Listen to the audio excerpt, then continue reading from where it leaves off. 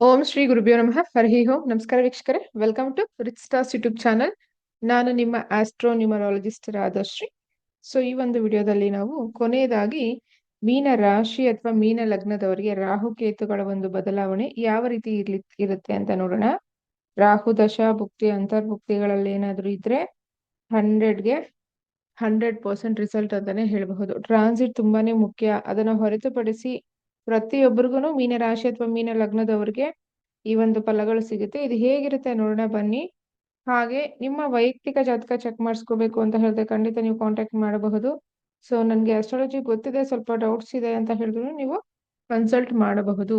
ಕೇವಲ ನಮ್ಮ ಸಂಸ್ಥೆಯ ಕಡೆಯಿಂದ ನ್ಯೂಮರಾಲಜಿ ಕ್ಲಾಸಸ್ ಮಾತ್ರ ನಡೆಯುತ್ತೆ, ಅಸ್ಟ್ರಾಲಜಿ ಕ್ಲಾಸಸ್ ಅಲ್ಲ.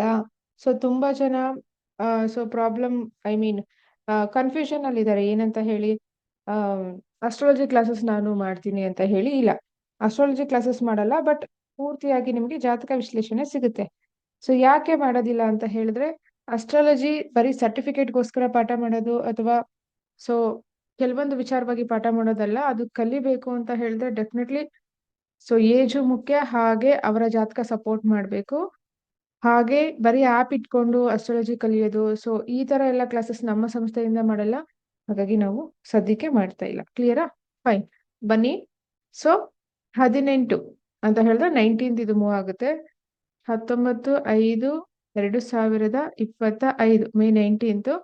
ಅಲ್ಲಿಂದ ನಮ್ಗೆ 1.5 ವರ್ಷ ಇರುತ್ತೆ, ಅಂದ್ರೆ ಡಿಸೆಂಬರ್ 5, 2026. ಸೊ ಇಲ್ಲಿ ತನಕ ಮೀನ ಲಗ್ನ ಅಥವಾ ಮೀನ ರಾಶಿಯವ್ರಿಗೆ ಹೇಗಿದೆ ಅಂತ ನಾವು ನೋಡೋಣ ಬನ್ನಿ. ಮೀನ ಆಲ್ರೆಡಿ ಸಾಡೆ ಸಾತಿ. ಸೊ ಅದ್ರ ಜೊತೆಗೆ ಇದು ಸಾಡೆ ಸಾತಿ ಹೇಗೆ ಇಂಪ್ಯಾಕ್ಟ್ ಮಾಡುತ್ತೆ ಅಂತ ಹೇಳಿದೀನಿ ನಾನು.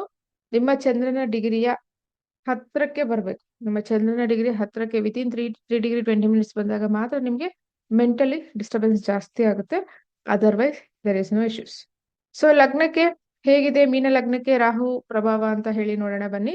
ಮೊದಲನೇದಾಗಿ ನಿಮ್ಗೆ ಎಲ್ಲಿ ಕೂತ್ಕೋತಾ ಇದೆ? 12ನೇ ಮನೇಲಿ ಕೂತ್ಕೋತಾ ಇದೆ ಅಲ್ವಾ ರಾಹು.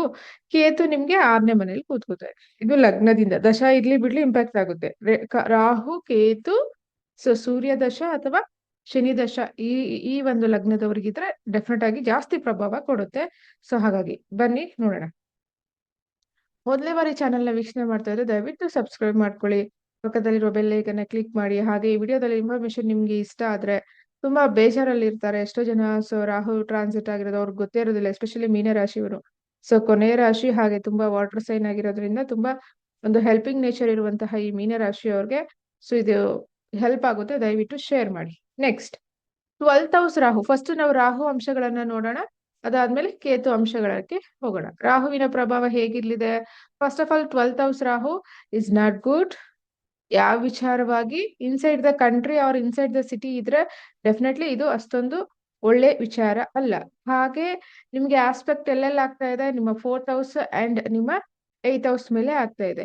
ಮೇನ್ಲಿ ಯಾರ್ಯಾರು ಮೀನ ರಾಶಿ ಅಥವಾ ಲಗ್ನದವ್ರು ಇದ್ದೀರಾ, ನೀವು ಒಂದು ವಿಚಾರ ಅರ್ಥ ಮಾಡ್ಕೊಳ್ಳಿ. ಭೂಮಿ ಅಥವಾ ಪ್ರಾಪರ್ಟಿ ಪರ್ಚೇಸ್, ಸೈಟು, ಫ್ಲಾಟ್, ಜಮೀನು ಅಥವಾ ಲ್ಯಾಂಡ್ ಏನಾದ್ರೂ ಪರ್ಚೇಸ್ ಏನಾದ್ರು ಇದ್ರೆ ಪ್ರಾಪರ್ಟಿ, ಸೊ ಚೀಟಿಂಗ್ ಆಗುತ್ತೆ. ಆರ್ ಇದ್ರ ಮೇಲೆ ಇನ್ವೆಸ್ಟ್ಮೆಂಟ್ ಕೂಡ ಮಾಡೋ ಹಾಗಿದ್ರೆ ನಿಮ್ಗೆ ಚೀಟಿಂಗ್ ತೋರಿಸ್ತಾ ಇದೆ. Be careful. ಹಾಗೆ ಇದು ಒಳ್ಳೆ ಸೂಚನೆ ಅಲ್ಲ. ಕ್ಲಿಯರಾ?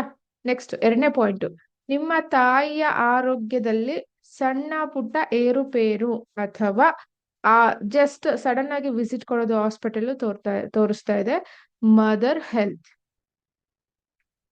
ಸೊ ಮದರ್ ಹೆಲ್ತ್ಗೆ ಅಷ್ಟೊಂದು ಯೋಗಕರಕವಾದಂತಹ ಸಮಯ ಅಲ್ಲ. ಹಾಗೆ ಪಬ್ಲಿಕ್ ಅಲ್ಲಿ ಅಂತ ಹೇಳಿದ್ರೆ, ಪಬ್ಲಿಕ್ ಅಲ್ಲಿ ನಿಮ್ಗೆ ಕೆಲವರು ಈ ಹಣನ ಇಲ್ಲಿ ಇನ್ವೆಸ್ಟ್ ಮಾಡಿ ಡಬಲ್ ಆಗುತ್ತೆ. ಅದು ಶೇರ್ಸ್ ಆಗಿರ್ಬೋದು, ಬೆಟ್ ಕಾಯಿನ್ಸ್ ಆಗಿರಬಹುದು, ಅಥವಾ ಸಮ್ ಅದರ್ ಬಿಸ್ನೆಸ್ ಆಗಿರಬಹುದು, ಅಥವಾ ಸೊ ಕೆಲವೊಬ್ಬರಿಗೆ ಪೆಟ್ರೋಲ್ ಬಂಕ್ ಓಪನ್ ಮಾಡಿ, ಬಾರ್ ಅಂಡ್ ರೆಸ್ಟೋರೆಂಟ್ ಓಪನ್ ಮಾಡಿ, ನಿಮ್ಗೆ ಲೈಸೆನ್ಸ್ ಕೊಡಿಸ್ತೀನಿ, ಹೀಗೆ ಹಾಗೆ. ಸೊ ಇದೆಲ್ಲ ಬರುತ್ತೆ. ಅಥವಾ ಏನಾದ್ರು ಬಿಸ್ನೆಸ್ ಸ್ಟಾರ್ಟ್ ಮಾಡೋಣ, ಪಾರ್ಟ್ನರ್ಶಿಪ್ ಅಲ್ಲಿ ಬಿಸ್ನೆಸ್ ಮಾಡೋಣ, ಈ ತರ ಎಲ್ಲ ಅವಕಾಶಗಳು ಹೆಚ್ಚು ಬರುತ್ತೆ. ನಿಮ್ಗೆ ಇರೋ ಕೆಲಸನ ಬಿಟ್ಬಿಟ್ಟು ಬಿಸ್ನೆಸ್ ಕಡೆ ಹೆಚ್ಚು ಕಾನ್ಸಂಟ್ರೇಷನ್ ಬರುತ್ತೆ. ಕಂಪ್ಲೀಟ್ಲಿ ಲಾಸ್ ಆಗುವ ಸಾಧ್ಯತೆ ಅಥವಾ ಮೋಸ ಹೋಗುವ ಸಾಧ್ಯತೆ ಇದೆ. ಇದು ಯಾವುದೇ ವಿಭಾಗದಲ್ಲಿ ತಗೊಳ್ಳಿ. ಸೊ ಕ್ಲಿಯರ್ ಅಲ್ವಾ? ಎಸ್. ಸೊ ನನ್ನ suggestion, be careful, be careful. That's it. Especially ಮೀನ ರಾಶಿ ಅಥವಾ ಲಗ್ನ ರಾಶಿಯವರು ಆಲ್ರೆಡಿ ತುಂಬಾ ತೊಂದರೆ, ಅಂದ್ರೆ ಮಾನಸಿಕವಾಗಿ ತೊಂದರೆ ಮತ್ತೆ ಇಲ್ಲಿ ವಿಚಾರಗಳು ತೋರಿಸ್ತಾ ಇದೆ.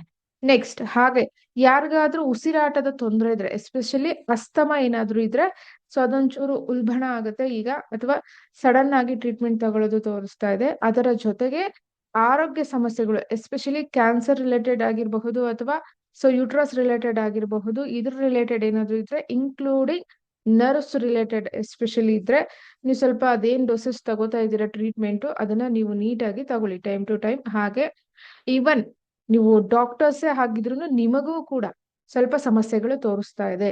ಯಾರ್ಯಾರು ಮೆಡಿಕಲ್ ಸ್ಟೋರ್ ರನ್ ಮಾಡ್ತಿದ್ದೀರಾ, ಬಾರ್ ಅಂಡ್ ರೆಸ್ಟೋರೆಂಟ್ ರನ್ ಮಾಡ್ತಿದ್ದೀರಾ, ರಿಯಲ್ ಎಸ್ಟೇಟ್ ಅಲ್ಲಿ ಇದ್ದೀರಾ, ಬಿಲ್ಡರ್ಸ್ ಇದ್ದೀರಾ, ಸೊ ಅಥವಾ ಲಾಯರ್ಸ್ ಇದ್ದೀರಾ, ನಿಮಗಳಿಗೆ ಎಲ್ಲಾನು ಸ್ವಲ್ಪ ಚೀಟಿಂಗ್ ಆಗೋದು ಹೈಲಿ ತೋರಿಸ್ತಾ ಇದೆ. ಮೀನ ರಾಶಿ ಅಥವಾ ಲಗ್ನ ಇದ್ರೆ ಮಾತ್ರ, ಇಲ್ಲ ಅಂದ್ರೆ ಇದು ಅಪ್ಲಿಕಬಲ್ ಆಗೋದಿಲ್ಲ.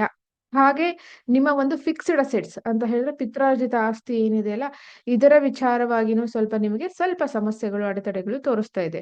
ಹಾಗೆ ನೀವೇನಾದ್ರು ಗೌರ್ಮೆಂಟ್ ಸೆಕ್ಟರ್ ಅಲ್ಲಿ ಏನಾದ್ರು ಇದ್ರೆ, ಫ್ರೆಂಡ್ಸ್ ಕಡೆಯಿಂದ ಅಥವಾ ಪಬ್ಲಿಕ್ ಕಡೆಯಿಂದ ಅಗೈನ್ ಸೊ ತುಂಬಾನೇ ತೊಂದರೆ ಆಗುವ ಸಾಧ್ಯತೆ ಹೆಚ್ಚಿದೆ. ರಾಹು ವಿಚಾರವಾಗಿ ನೆಗೆಟಿವ್ ಇದೆ, ಪಾಸಿಟಿವ್ ತುಂಬಾ ಕಡಿಮೆ ಇದೆ. ಹಾಗಾಗಿ ನಿಮ್ಮ ವೈಯಕ್ತಿಕ ಜಾತಕದಲ್ಲಿ ರಾಹು ಎಲ್ಲಿದೆ ಅಂತ ನೋಡಿದಾಗ ನಮಗೆ ಕ್ಲಾರಿಟಿ ಬರುತ್ತೆ, ಇದು ಗುಡ್ಡ ಬೇಡ ಅಂತ ಹೇಳಿ. ಕ್ಲಿಯರಾ?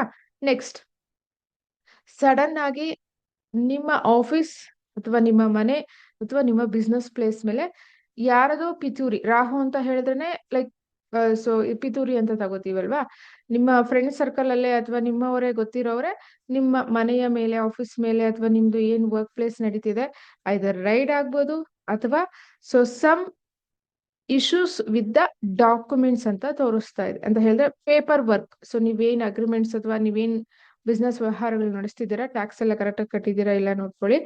ಹಾಗೆ ಸಮ್ ಫೋರ್ಜರಿ ಸಿಗ್ನೇಚರ್ಸ್, ಸೊ ಇದ್ರ ರಿಲೇಟೆಡ್ ಕೂಡ ನಿಮ್ಗೆ ಸಮಸ್ಯೆಗಳನ್ನ ತೋರಿಸ್ತಾ ಇದೆ. ಇದು ಕೇವಲ ಯಾರ್ಯಾರು ಮೆಡಿಕಲ್ ಡಿಪಾರ್ಟ್ಮೆಂಟ್ ಅಲ್ಲಿ ಇದ್ದೀರಾ, ಸೊ ಸರ್ಜನ್ಸ್ ಆಗಿರಬಹುದು, ಮೆಡಿಕಲ್ ಡಿಪಾರ್ಟ್ಮೆಂಟ್ ಅಲ್ಲಿ ರಿಸರ್ಚ್ ಮಾಡೋರಾಗಿರ್ಬಹುದು, ಅಥವಾ MS ಮಾಡ್ಲಿಕ್ಕೆ ಹೊರಗಡೆ ದೇಶದಲ್ಲಿ ಹೋಗಿ ನಾವು ಸ್ಟಡಿ ಮಾಡ್ತೀವಿ ಅಥವಾ ವೆಯ್ಟ್ ಮಾಡ್ತಿದೀವಿ ಅವಕಾಶಕ್ಕೋಸ್ಕರ ಅಂದ್ರೆ, ಖಂಡಿತ ನೀವು ಮೂವ್ ಆಗಬಹುದು. ನಿಮಗೆ ಮಾತ್ರ ಪ್ಲಸ್ ಇದೆ.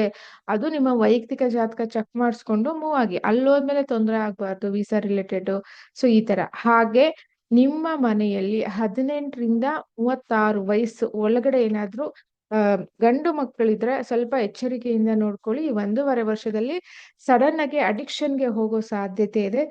Any kind of addiction, it may be ಏನ betting.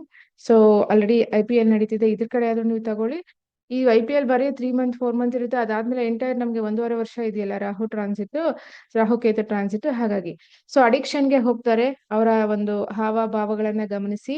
18 to 24 age, again 24 to 36 age, ಈ ಮಿಡ್ಲ್ ಏಜ್ ಶಾರ್ಟ್ ಕಟ್ ಅಲ್ಲಿ ಹಣ ಮಾಡುವಂತ ಒಂದು ಮನಸ್ಥಿತಿ. ಅಂತ ಹೇಳಿದ್ರೆ ಹಿಂದೆ ಆಗಿರೋ ಲಾಸ್ ಎಲ್ಲ ಒಂದೇ ಸಾರಿ ರಿಕವರಿ ಮಾಡ್ಬಿಡೋಣ ಅನ್ನೋ ಒಂದು ಥಾಟ್ ಬರುತ್ತೆ. ಹಾಗೆ ಕೆಲವರು ವೆಹಿಕಲ್ ನ ಪರ್ಚೇಸ್ ಮಾಡಿ ಟ್ರಾವೆಲಿಂಗ್ ಬಿಸ್ನೆಸ್ ಇರಬಹುದು, ಸೊ ಇದ್ರ ರಿಲೇಟೆಡ್ ಸೊ ಸ್ವಲ್ಪ ಸಮಸ್ಯೆಗಳು ತೋರಿಸ್ತಾ ಇದೆ. ಆದಷ್ಟು ಯಾರನ್ನು ನಂಬದೇ ಇರೋದು ಒಳ್ಳೇದು. ಯಾರು ಮೀನರಾಶಿ ಅಥವಾ ಮೀನ ಲಗ್ನದವರು. ಕ್ಲಿಯರ್ ಅಲ್ವಾ? ಹಾಗೆ ಸಡನ್ ಆಗಿ ನಿಮ್ಗೆ ಸಣ್ಣ ಪುಟ್ಟದು ಪಾದಗಳಲ್ಲಿ ತೊಂದರೆ ಕ್ರಿಯೇಟ್ ಆಗುತ್ತೆ, ಅಥವಾ ಮಕ್ಕಳು ಯಾರಾದ್ರೂ ಇದ್ರೆ ಓದೋದ್ರ ಕಡೆ ಗಮನ ತುಂಬಾನೇ ಕಮ್ಮಿ ಆಗುತ್ತೆ. ಇದು ರಾಹುವಿಗೆ ಸಂಬಂಧಪಟ್ಟಂತಹ ವಿಚಾರಗಳು. ಈಗ ಕೇತುಗೆ ಸಂಬಂಧಪಟ್ಟ ಹಾಗೆ ನೋಡೋಣ. ಕೇತು 6ನೇ ಮನೇಲಿ ಕೂತ್ಕೋತಾ ಇದೆ. ಸೊ ಹಾಗೆ ನಿಮ್ಗೆ ಆಸ್ಪೆಕ್ಟ್ ಎಲ್ಲೆಲ್ಲಿ ಬರ್ತಾ ಇದೆ, ಸೊ ಆಸ್ಪೆಕ್ಟ್ ಇಲ್ಲಿ ಬರ್ತಾ ಇದೆ. ಫೈನ್. ನಂಬರ್ 1 ಪ್ರಶ್ನೆ ಅಥವಾ ವಿಷಯ ಏನಪ್ಪು ಅಂತ ಹೇಳಿದ್ರೆ, ಮೀನ ರಾಶಿ ಅಥವಾ ಮೀನ ಲಗ್ನದವರಿಗೆ ತಂದೆಯ ಜೊತೆ ವಾದ ವಿವಾದ ಅಥವಾ ತಂದೆ ಆರೋಗ್ಯದಲ್ಲಿ ಏರುಪೇರು, ತಂದೆಯ ವಿಚಾರದಲ್ಲಿ ಅಥವಾ ತಂದೆ ಜೊತೆ ವಾದ ವಿವಾದ, ತಂದೆಯ ಆರೋಗ್ಯದಲ್ಲಿ ಏರುಪೇರು, ಅಥವಾ ತಂದೆಗೆ ಹಿತಶತ್ರುಗಳು ಜಾಸ್ತಿ. So be careful. ನಿಮ್ಮ ಫಾದರ್ ರಿಲೇಟೆಡ್ ಏನ್ ವಿಚಾರ ಇದೆ ನೋಡ್ಕೊಳ್ಳಿ. ಹಾಗೆ ನಿಮ್ಮ ಮಕ್ಕಳ ವಿಚಾರದಲ್ಲೂ ಕೂಡ ಸ್ವಲ್ಪ ಕಸಿವಿಸಿ ಆಗೋ ಸಾಧ್ಯತೆ ಇದೆ. ಅವ್ರಿಗೂ ಕೂಡ ಆರೋಗ್ಯದಲ್ಲಿ ಸಣ್ಣ ಪುಟ್ಟ ಬದಲಾವಣೆಗಳು ತೋರಿಸ್ತಾ ಇದೆ. ಹಾಗಾಗಿ ನೀವು ಗಮನ ಹರಿಸಿ. ಎರಡನೇದು, ಕೆಲಸದಲ್ಲಿ. ಸೊ ಕೆಲಸದಲ್ಲಿ ಐದರ್ ಕೆಲಸ ಪ್ರಮೋಷನ್ ಆಗದೆ ಇರಬಹುದು, ಅಥವಾ ನಿಮ್ಮ ಮೇಲೆ ಕೆಲಸದಲ್ಲಿ ಪಿತೂರಿ ಆಗಬಹುದು. ಸೊ ಜಾಬ್ ಲಾಸ್ ಅಂತೂ ತೋರಿಸ್ತಾ ಇದೆ. ಈ 1.5 ವರ್ಷದಲ್ಲಿ ಏನು ಬೇಕಾದ್ರೂ ಆಗಬಹುದು. ಸೊ ಜಾಬ್ ಲಾಸ್ ಅಂತೂ ತೋರಿಸ್ತಾ ಇದೆ. ಎರಡನೇದು, ಫಿನಾನ್ಸ್, ಹಣಕಾಸಿನ ಪರಿಸ್ಥಿತಿ ಸ್ವಲ್ಪ ತುಂಬಾ ಟೈಟ್ ಅಂತ ಹೇಳ್ತೀವಲ್ವಾ, ಅಥವಾ ಸೊ ನಿಮ್ದೇ ಹಣ ಟೈಮ್ಗೆ ಬರ್ದೇ ಇರುವುದು, ಕಮಿಟ್ಮೆಂಟ್ಗಳು ಜಾಸ್ತಿ ಆಗೋದು ತೋರಿಸ್ತಾ ಇದೆ. ಎರಡನೇದು, ಯಾರಿಗಾದ್ರೂ ಹಲ್ ರಿಲೇಟೆಡ್, ಡೆಂಟಲ್ ರಿಲೇಟೆಡ್ ಇಶ್ಯೂಸ್ ಇದ್ರೆ ಸ್ಮಾಲ್ ಸರ್ಜರಿ ತೋರಿಸ್ತಾ ಇದೆ. ಆರ್ ಟೀತ್ ಫಿಲ್ಲಿಂಗ್ ಏನಾದ್ರು ಬರುತ್ತಲ್ಲ, ಸೊ ಇದ್ರ ರಿಲೇಟೆಡ್ ತೋರಿಸ್ತಾ ಇದೆ. ಅಂಡ್ ಐ ಇನ್ಫೆಕ್ಷನ್ ಏನಾದ್ರು ಇದ್ರೆ ಅಥವಾ ಐ ಸರ್ಜರಿ ಏನಾದ್ರು ಇದ್ರೆ ಸೊ ಇದೆಲ್ಲನೂ ನೀವು ಗಮನಿಸ್ಕೋಬೇಕಾಗುತ್ತೆ. ಅಂಡ್ ಎರಡನೇದು ಏನಪ್ಪಾ ಅಂತ ಹೇಳಿದ್ರೆ, ನೀವೇನಾದ್ರೂ ಮೀಡಿಯಾ ಡಿಪಾರ್ಟ್ಮೆಂಟ್ ಅಲ್ಲಿ ಇದ್ದೀರಾ ಅಂತ ಹೇಳಿದ್ರೆ, ಎಷ್ಟು ಬೇಗ ನೀವು ಫೇಮಸ್ ಆಗ್ತಿರೋ ಅಷ್ಟೇ ಬೇಗ ಸ್ಪೀಡ್ ಅಲ್ಲಿ ಸೊ ಪ್ರಾಬ್ಲಮ್ ನ ಕ್ರಿಯೇಟ್ ಮಾಡ್ಬೇಕಾಗುತ್ತೆ. ಸೊ ನೋಡ್ಕೊಳ್ಳಿ, 6th house Ketu is not good. Again so enemies ಜಾಸ್ತಿ ಆಗ್ತಾರೆ. ಹೆಲ್ತ್ ಅಲ್ಲಿ ಸ್ವಲ್ಪ ಗಮನ ಕೊಡಬೇಕಾಗುತ್ತೆ. ಸೊ ಕ್ಲಿಯರ್ ಅಲ್ಲ? ಕೇತು ವಿಚಾರವಾಗಿ, ಹಣಕಾಸಿನ ವಿಚಾರವಾಗಿ ಸ್ವಲ್ಪ ಗಮನ. Anyway Rahu Ketu 180 degree aspect ಅಲ್ವಾ, ಒಬ್ಬರನ್ನ ಬಿಟ್ಟು ಒಬ್ರು ಇರೋದಿಲ್ಲ, ಡೆಫಿನೆಟ್ಲಿ ಇಂಪ್ಯಾಕ್ಟ್ ಹಾಗೆ ಆಗುತ್ತೆ. ಸೊ ಮೇನ್ಲಿ ತಂದೆಗೆ ಅಷ್ಟು ಒಳ್ಳೆ ಸಮಯ ಅಲ್ಲ. ಯಾರಾದ್ರೂ ಈಗ ಹುಟ್ಟಿರ್ತಾರಲ್ಲ ಮೀನರಾಶಿ ಮೀನ ಲಗ್ನ ಮಕ್ಕಳು, ಸೊ ಅವರ ತಂದೆಗೂ ಕೂಡ ಈ 1.5 years ಅಷ್ಟು ಫೇವರಬಲ್ ಇಲ್ಲ. ಸೊ ಹಾಗಾಗಿ ನೀವು ನೋಡ್ಕೋಬೇಕಾಗುತ್ತೆ. ಓವರ್ ಆಲ್ ಮೀನ ರಾಶಿ ಅಥವಾ ಲಗ್ನದವರಿಗೆ ಅವರ ತಂದೆಗೆ ಸ್ವಲ್ಪ ಸಡನ್ ಇವೆಂಟ್ಸ್ ಅಂತೂ ತೋರಿಸ್ತಾ ಇದೆ. ಡ್ರೈವಿಂಗ್ ಮಾಡೋವಾಗಂತೂ ಹುಷಾರಾಗಿರ್ಲೇಬೇಕು. ಸೊ ಹಾಗಾಗಿ ನೋಡ್ಕೊಳ್ಳಿ. ನಿಮ್ಮ ಕುಟುಂಬದವರೇ ನಿಮ್ಮ ಹಿತಶತ್ರುಗಳು ಆಗುವ ಸಾಧ್ಯತೆ ಹೆಚ್ಚಿದೆ, ಅಥವಾ ಅವ್ರದ್ದು ಸೀಕ್ರೆಟ್ ನಿಮ್ಗೆ ಗೊತ್ತಾಗೋ ಸಾಧ್ಯತೆ ಈಗ ಹೈಲಿ ತೋರಿಸ್ತಾ ಇದೆ. ಸೊ ಇದಿಷ್ಟು ವಿಚಾರಗಳು ರಾಹು ಕೇತು ಟ್ರಾನ್ಸಿಟ್ ಮೀನ ರಾಶಿ ಅಥವಾ ಲಗ್ನದವರಿಗೆ. ಸೊ ಗೋಚಾರ ಫಲಗಳು ನಿಮ್ಮ ವೈಯಕ್ತಿಕ ಜಾತಕ ನೀವು ಅನಾಲಿಸಿಸ್ ಮಾಡ್ಕೊಂಡಾಗ ನಿಮ್ಗೆ ಕ್ಲಾರಿಟಿ ಬರುತ್ತೆ. ಈ ಟ್ರಾನ್ಸಿಟ್ ಇಂದ ನಮ್ಗೆ ಪ್ಲಸ್ ಮೈನಸ್ ಅಂತ ಹೇಳಿ ನಿಮ್ಗೆ ಗೊತ್ತಾಗುತ್ತೆ. ಸೊ ಮೇನ್ಲಿ ಈ ಟ್ರಾನ್ಸಿಟ್ ತಂದೆ ತಾಯಿ ಆರೋಗ್ಯದಲ್ಲಿ ಸ್ವಲ್ಪ ಏರುಪೇರು, ಹಾಗೆ ಲಾಂಗ್ ಡ್ರೈವ್ ಹೋಗುವಾಗ ಅಥವಾ ಸೊ ದೂರದ ಪ್ರದೇಶಗಳಿಗೆ ಪ್ರಯಾಣ ಮಾಡುವಾಗ ವೆಹಿಕಲ್ ಕಂಡೀಷನ್ ನ ಚೆಕ್ ಮಾಡ್ಕೊಂಡು ಹೋಗಿ. ಹಾಗೆ ಇನ್ನೊಂದಷ್ಟು ಜನ ಸಡನ್ ಆಗಿ ಮನೆ ಚೇಂಜ್ ಮಾಡೋದು ಅಥವಾ ಮನೆ ಡೆಮಾಲಿಶ್ ಅಥವಾ ಮನೆ ಆಲ್ಟ್ರೇಷನ್ ತೋರಿಸ್ತಾ ಇದೆ. ಅಕ್ಕಪಕ್ಕದವರಿಂದ ಕೂಡ ನಿಮಗೆ ಸಮಸ್ಯೆಗಳು ತೋರಿಸ್ತಾ ಇದೆ. ಹಾಗೆ ನಿಮ್ಮ ಪೂರ್ವಿಕರು ಅಂತ ಹೇಳಿದ್ರೆ ನಿಮ್ಮ ತಂದೆ ಮನೆ ಕಡೆಯವರ ಕಡೆಯಿಂದ ಸ್ವಲ್ಪ ಲಾಸ್, ಮೇ ಬಿ ಅಣ್ಣ ತಮ್ಮಂದರ ಮಧ್ಯೆ ಒಂದು ಏನು ವೈಮನಸ್ಯತ್ವ ಇರುತ್ತೆ, ಇದ್ರೆ ಅದು ಜಾಸ್ತಿ ಆಗುತ್ತೆ, ಇಲ್ದಿದ್ರೆ ಈಗ ಕ್ರಿಯೇಟ್ ಆಗುತ್ತೆ. ಪಾಸಿಟಿವ್ ತುಂಬಾ ಕಡಿಮೆ ಇದೆ, ನೆಗೆಟಿವ್ ಪಾಯಿಂಟ್ಸ್ ಈ ಎಸ್ಪೆಷಲಿ ಈ ಒಂದು ಟ್ರಾನ್ಸಿಟ್ ಅಲ್ಲಿ ಇದೆ. ಇದ್ರಲ್ಲೂ ನಾವು ಪಾಸಿಟಿವ್ ಹುಡ್ಕೋಕೆ ಅಂದ್ರೆ ಒಳ್ಳೇದೇನಾದ್ರೂ ಇದೆಯಾ ನಮ್ಗೆ ಅಂತ ಹೇಳಿದ್ರೆ ನೀವು ಜಾತಕ ನೀವು ಚೆಕ್ ಮಾಡ್ಕೊಳ್ಳಿ. ಸೊ ಅವಾಗ ನಿಮ್ಗೆ ಕ್ಲಾರಿಟಿ ಸಿಗುತ್ತೆ. ಅಂಡ್ ಎರಡನೇ ಪ್ರಶ್ನೆ ಏನಂದ್ರೆ ಗುರುಗ್ರಹರ ಬದಲಾವಣೆ ಮಿಥುನ ರಾಶಿಗೆ ನಾನು ಆಲ್ರೆಡಿ ವಿಡಿಯೋ ಮಾಡಿ ಹಾಕಿದೀನಿ ನೋಡಿ. ತುಂಬಾ ಜನಕ್ಕೆ ಒಂದು ಕನ್ಫ್ಯೂಷನ್ ಏನಪ್ಪಾ ಅಂತ ಹೇಳಿ, ನಂಗೆ ಗುರುಬಲ ಮೀನ್ಸ್ ಹುಟ್ಟಿದಾಗ್ಲೇ ಗುರು ಚೆನ್ನಾಗಿದ್ರೆ ಕೊನೆಯವರೆಗೂ ಗುರು ಚೆನ್ನಾಗಿರುತ್ತೆ ಗುರುಬಲ ಅಂತ ಅರ್ಥ. ಹುಟ್ಟಿದಾಗ್ಲೇ ಗುರು ಚೆನ್ನಾಗಿಲ್ಲ ಅಂದ್ರೆ ಈ ಟ್ರಾನ್ಸಿಟ್ ಅಲ್ಲಿ ಬರೋ ಗುರು ಎಷ್ಟು ಮಟ್ಟಿಗೆ ಕೊಡಕ್ ಸಾಧ್ಯ? ಅದ್ರಲ್ಲಿ 6 ತಿಂಗಳು ಕಂಬಸ್ಟ್, 6 ತಿಂಗಳು ರೆಟ್ರೋ, ಸೊ 3 ತಿಂಗಳು ಕಂಬಸ್ಟ್, ನೆಕ್ಸ್ಟ್ ಅಕ್ಟೋಬರ್ಗೆ ಮೂನೇ ಆಗ್ತಾ ಇದೆ. ಈ ನಾರ್ಮಲ್ ಜ್ಯೋತಿಷರ ತರ ನಿಮ್ದು ತಲೆನ ಬಳಸ್ಕೋಬೇಡಿ, ಪ್ರಾಕ್ಟಿಕಲ್ ಆಗಿ ಥಿಂಕ್ ಮಾಡಿ.